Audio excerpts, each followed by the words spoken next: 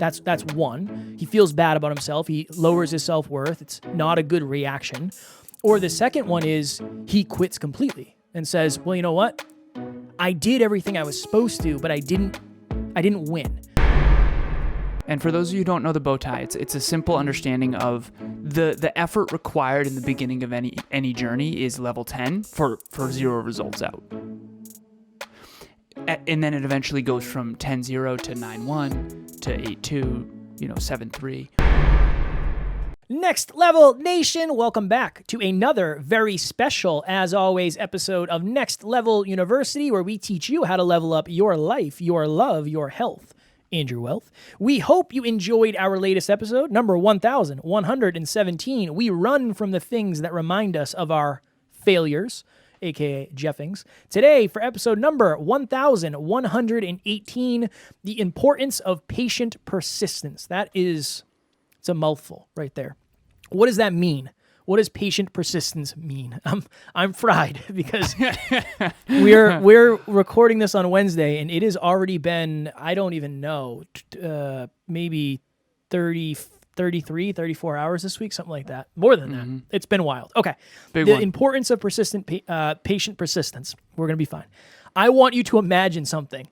If you show up to a starting line, come on, we got this. You show up to the starting line of a race. We're just going to say it's a race. And you don't know whether it's a marathon or a sprint. You are going to run that race differently. When I say the importance of patient persistence, is that what it is? Or is it persistent patience? Patient. I'm going to need you to figure it out. It's one of those. I don't know. I guarantee the title will be the right one. Again, Alan and I are just kind of winging this one because it's been a week. So this is the thing. Thank you for not shutting it off. We're not shutting one off. No, I'm talking to the listeners. Oh yeah, thank if you for have continuing powering through. Thank you for your patience and your persistence. If you shut it off, then you can't hear what we're saying. If you're still here, we value you. This was my analogy, and I'm trying to overcomplicate it, and it's not working. If I tell Alan, your journey is just a simple sprint. I just need you to take off from the starting line and run as fast as you can for 2 minutes, and the race will be over. When in reality, the journey, the race that he is running is a marathon, Alan is going to fail. Alan will make it 5 minutes in and say, hey, I'm doing everything you said I should be doing, but where's the finish line?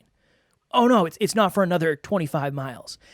One of two things happens. Alan says to himself, oh wow, I really suck because I didn't accomplish what somebody else told me. That's one. He feels bad about himself. He lowers his self-worth. It's not a good reaction.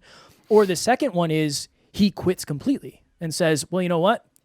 I did everything I was supposed to, but I didn't win.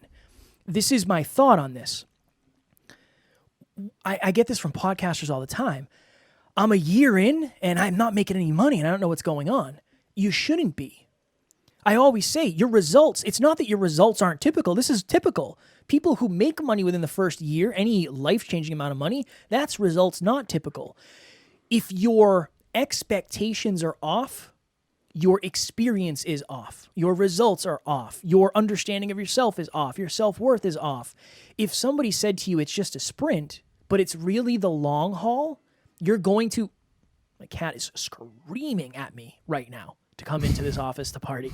You're going to live your life differently. That's what I really want to make this episode about. And the reason I thought of it is because I get this from podcasters all the time. Oh, I should be further along. I only have 4,000 downloads. Blah, blah, blah. Insert dissatisfaction here when I say, yeah, but we only had 1,000 downloads in the first year. Or we're only getting 4 downloads per episode in the very beginning. I always say, what makes you think you're losing? Like, why don't you think you're winning? And they say, well, I'm not making any money yet. So what? That doesn't mean you're losing. Maybe that's not winning in year 1. Maybe just getting 52 episodes done in year 1 is winning. So that really is the goal in this, is I want you to understand, number 1, how your expectations are really determining everything that you're doing, and the importance of, I believe it's persistent patience is what I want it to be. Because I want you to be persistent every day, but have the understanding and the awareness that it's not just this month I have to be patient and persistent. It's not just next month. It's for the course of the entire journey. And if you're not getting the results, there is a high likelihood that you just haven't done it for long enough yet. So Kev, when we started this journey, just being transparent here, I was intending on, so for the listeners, if I didn't believe, I could have been wrong, and I knew I could have been wrong, but if I didn't at least believe that we would do this forever, I wouldn't even have started. I don't typically start things that I don't believe could be forever or should be, or that I want to be forever. And so, I mean, when I had my career in engineering and that kind of automation stuff, like I really did think that I wanted that path to eventually be CEO of a tech company like my hero, Steve Jobs. So like, I don't start journeys that I don't at least intend at the time to finish. Now, don't get me wrong. I've pivoted many times and been like, oh, this journey no longer. I'll give you an example, my pro card. So I'm not going to get my pro card anymore. But like when I started fitness, I intended on being a fitness coach and fitness competitor and a professional athlete and all. Like I was never in for like any short win, I don't think. Yeah. And so with humility here and vulnerability, I don't really think I have a lot of value to add here because I don't know if I understand. That makes two of us for this episode. What was it like for you in the beginning when we weren't winning? Because while I do, and I have said that it's taken longer than I anticipated, I never thought it would be like quick, you know? And so I don't know if I understand. It sucked because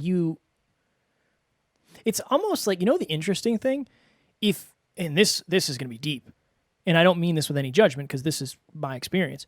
If you don't have the understanding to win, you probably don't have the understanding for how long it's going to take to win. Does that make sense? Like your expectations. When you say the understanding to win, you mean like how? Yeah, if you don't know how to win, you don't know how long it's going to take to win. Right, which is, in all honesty, I didn't know how long. The reason I was off on how long it would take is because I didn't really fully know how to win. But I think I was closer to understanding that than maybe most are. And that, so that this is not a one or a zero. Go ahead. That makes sense to me. If you don't know, so what happens? People come to me and say, hey, what do I do to win? I should be winning. It's like the fact that you don't, your camera is freaking out, by the way. It's like you're getting very bright. Oh, yeah. I don't know. It's been going on this whole time. It's wild. It's really quite distracting. Yeah, I just powered through. We're here. Patient persistence today. Persistent patience, patient persistence sensations. What? When people come to me and say, I'm not winning yet, what do I do? That right there that's them saying, well, I don't actually know how long this should take because I don't know what to do. Now all I'm going to be able to focus I'm all on hopped up on Mountain Dew. All I'm going to be able to focus on now is What's a good analogy for this? I absolutely love book club. It is my favorite way to start the weekend. We talk about the chapter that we read previously, and it made a big difference in my life and the beginning of my journey of self-development. And it is a very kind and welcoming community. And it's a great space where if you want to just sit and listen, you're able to. But there's also a lot of space for discussion and questions. I have nothing but good things to say about book club. Well, I do know part of this is the bow tie. And for those of you who don't know the bow tie, it's a simple understanding of the effort required in the beginning of any journey is level 10 for 0 results out. And then it eventually goes from 10-0 to 9-1 to 8-2, 7-3, and then eventually gets to 5-5. In other words, the amount of effort in is the same as the results you're getting out. And I think we're somewhat approaching that. Although, honestly, not yet. Not yet. I don't think so. I wish. Yeah, right. But then in the tail end of the journey, it flips. And you can put less effort in for far more results out because of the compound effect. And I don't think you should put less effort in. I think you should reallocate your effort. Because I think that's a dangerous game, especially if you want to continue growing. But at the end of the day, think about it this way. So a podcast, let's just use a podcast because that's obviously the example we're using here. Sure.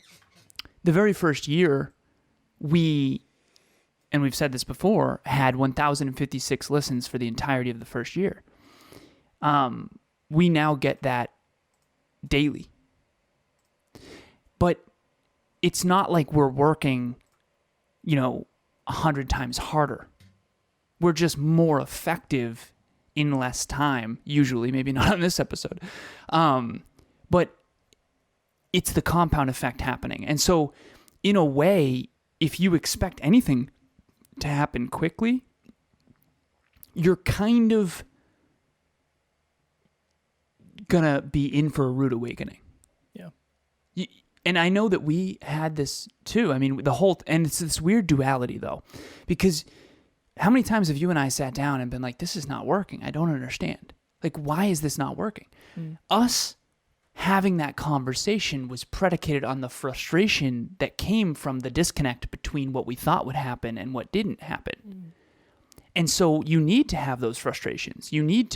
So it really isn't making sure you're constantly accurate in what you're expecting and inspecting what you're expecting. But what it really is how do you handle when there's a disconnect between what you thought and what is the reality? And there always will be. Always. Forever. That's the interesting. Yeah, even if you're the most accurate you can be, you're still not going to be 100% accurate. I just boil it down to, and I know this is like an oversimplification, but how many things, really, if you're out there, and I can ask myself the same thing, how many things would you have succeeded at if you just didn't quit? Like, think about that for a second. If you just didn't quit and said, no matter what happens, I'm just going to try this for as long as humanly possible, and I'm going to figure out a way to keep it going, eventually you'd probably reach maybe not some level of quote-unquote success. You'd be more successful than you are if you didn't quit. And I really think that's what this is a lot of people are signing up for something that they think is going to happen in the short run, when in reality, it's the persistence of doing it and the patience of doing it for a long enough period of time. That's really what's starting to happen for me, and the understanding is if we stopped 1 year in, we would have said, yeah, we only had 1,050 or 1,046 or whatever the number is. We only had 1,000 downloads.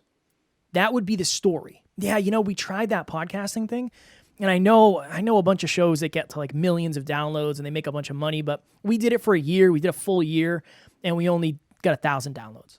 That's it. Okay, cool. So we didn't. We kept going. The end, I think we got 28,000 or something the second year, 40,000. I don't remember what it was. Something like that. So we 28x'd year over year. Awesome. Mm-hmm. If we stopped at the end of year 2, we'd say, God, I thought the second year would be different. I thought we were going to get to 1 million. I thought we'd be at 1 million now. There's so many shows that are there. But we just kept going. I really think that's what the theme of this episode is. You have to be persistent with improvement and patient with results. That's the entire take of this episode. But it all, for me at least, starts with the understanding, where is your expectation? This is what happens. Okay, let's do this. You sent me a screenshot before of somebody that we know, a mutual friend of ours, who you said, hey, how's one-on-one coaching going? And this person said, 0, I haven't got a client in a year. The reason this person hasn't gotten a client is because they were given terrible advice, because they didn't understand the expectations of what they were doing. They were given advice based on somebody else's experiences, not their own. Their expectations changed, their behaviors changed, their results changed, and now they think they can't be a coach, when that's not true. That's not true. Something is wrong. Something's off, and you have to keep going. Can you give context to our listeners of that story? I think we should. Genuinely. Yeah. Because that's a perfect example of someone who could have had patient persistence. I have a great story too for it. Yeah, please. Alan and I went to an event, and I don't mean anything negative about the event or anybody running it. It's just, this is terrible advice for somebody. It just is. That's just my truth, and that's my feeling. The advice given was, we're going to teach each and every one of you how to double, triple, and quadruple your income today. And we're like, hell yeah. All right, I'm in. All you do is add a 0 to your coaching prices. So if you charge $100 an hour, you're going to start coaching $1,000, or start charging $1,000. If you charge $1,000 a year, you're going to charge $10,000 a year.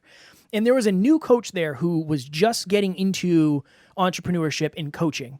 And I literally, Alan, I'm not even kidding, I went outside with this person and I said, do not do that.